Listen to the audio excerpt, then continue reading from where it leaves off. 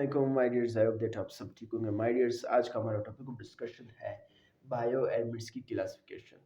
यानी bio elements जो हैं वो इनऑर्गेनिक भी हो सकते हैं, ऑर्गेनिक भी हो सकते हैं। रीड करते हैं my dears. The bio elements are combined with each other and can form thousands of different bio molecules which may be inorganic, जिसमें ये एग्जांपल है, अभी मैं आपको समझाऊंगा, एंड ऑर्गेनिक। देखिए, बायो एलिमेंट्स आपस में मिलके थाउजेंड ऑफ जो मुख्तलिफ किस्म के बायो मालिक्यूल्स बना लेते हैं। ठीक है माय डियर्स। और इसमें कुछ इनऑर्गेनिक होते हैं, कुछ ऑर्गेनिक। इनऑर्गेनिक कौन से होंगे? जिसमें अगर कार्बन होगा तो हाइड्रोजन नहीं होगा, या अगर हाइड्रोजन होगा तो कार्बन नहीं होगा, या अगर इस तरह भी हो सकते हैं कि ना कार्बन हो ना हाइड्रोजन हो, that is known as inorganic. और ऑर्गेनिक कौन से होंगे? जिसमें कार्बन और हाइड्रोजन दोनों होंगे, that is known as organic bio molecules. Inorganic कौन से होंगे? अगर कार्बन होगा तो हाइड्रोजन नहीं होगा, हाइड्रोजन होगा तो कार्बन नहीं होगा, या इस तरह भी हो सकते हैं कि दोनों ना हो। तो इस तरह एलिमेंट्स को हम इनऑर्गेनिक बायोमॉलिक्यूल्स कहेंगे। जिस बायोमॉलिक्यूल्स में कार्बन भी पाया जाए, हाइड्रोजन भी पाया जाए, that is known as organic biomolecule.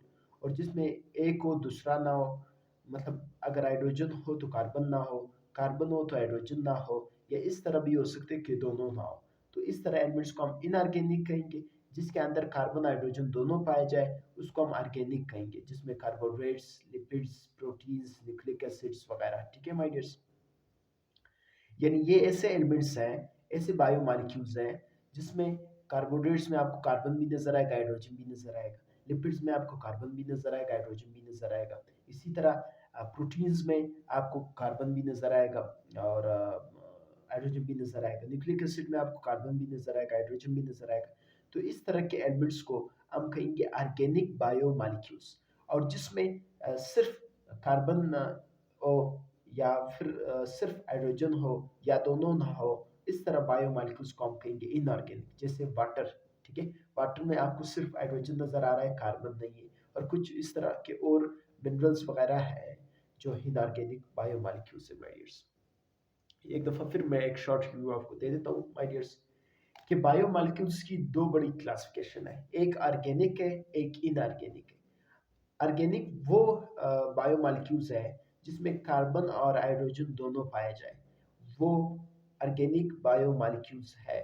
जिसमें कार्बन और हाइड्रोजन दोनों पाए जाए वो ऑर्गेनिक बायोमॉलिक्यूल्स है, जिसकी example carbohydrates, lipids, protein, nucleic acid वगैरह है। और कुछ ऐसे बायोमॉलिक्यूल्स हैं जो इनऑर्गेनिक है, मतलब कि उसमें अगर कार्बन होगा तो हाइड्रोजन नहीं होगा, अगर हाइड्रोजन होगा तो कार्बन नहीं होगा, या इस तरह भी हो सकता है कि दोनों ना हो। जब दोनों ही ना हो तो that is known as inorganic biomolecules. जिसमें वाटर, ठीक है, यहाँ पे सिर्फ हाइड्रोजन है तो कार्बन नहीं है। इसी तरह कुछ और मिनरल्स वगैरह हैं जो इनऑर्गेनिक बायोमॉलिक्यूल्स है माय डियर्स। तो ये सिंपल सी लाइन है, आपने इसको रीड करना है। इंशाल्लाह नेक्स्ट टॉपिक ऑफ डिस्कशन में हम अपना नेक्स्ट टॉपिक को डिस्कस करेंगे, जिसमें हम कंपोजिशन ऑफ प्रोकैरियोट्स और यूकैरियोट्स की सेल्स को देखेंगे कि प्रोकैरियोट्स की सेल किन चीज़ों से मिलकर बनी है और यूकैरियोट्स की सेल किन चीज़ों से मिलकर बनी है।